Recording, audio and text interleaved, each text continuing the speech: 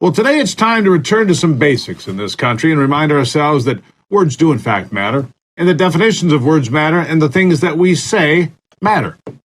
Today we're going to work through some definitions that most of us would find, well, pretty simple.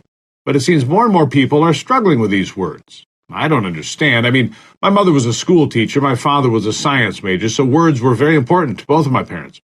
And they taught all of their kids the importance of understanding things with clear definitions, so when the blatantly obvious is just ignored, or worse, it is perverted so that it can be applied to some political agenda, no matter how inaccurate or dishonest it is.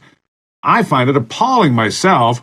One of the biggest problems in recent years is the collaboration of online companies and even online dictionaries to blatantly change the definition of words just to fit a political narrative. That's why I'm a big fan of old World Book encyclopedias. I have two full sets, one from 1957 that I got recently and another one from the 1960s.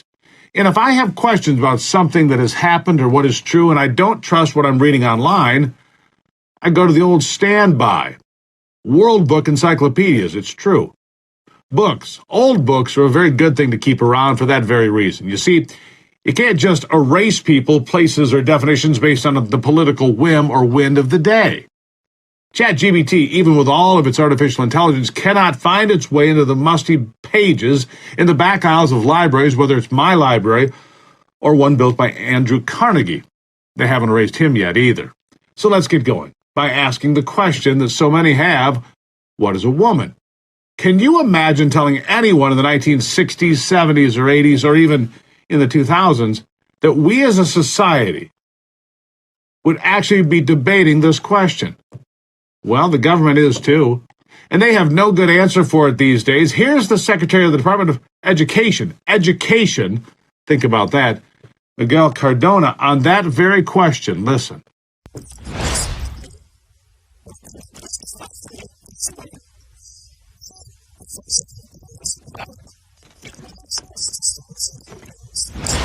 Well, he can't answer the question. If you can't hear him, we'll get back to that. Don't worry. For me, it's very easy.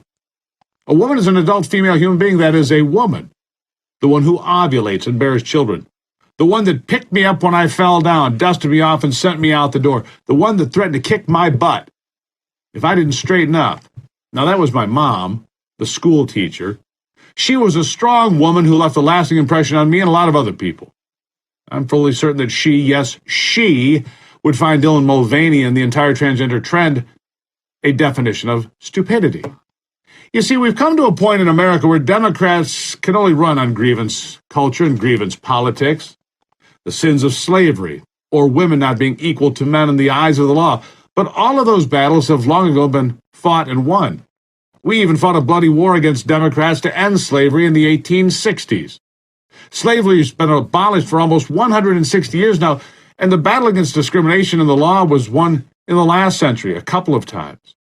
So Democrats have no choice but to invent things to be aggrieved about and invent whole new classes of supposedly oppressed people out of thin air just so they can win elections. As it turns out, a lot of people want to see themselves as oppressed in America, which is weird, isn't it? We fought against oppression time and time again. Now people want to be oppressed so they can scream, "I'm a victim," even if they aren't. It's just easier.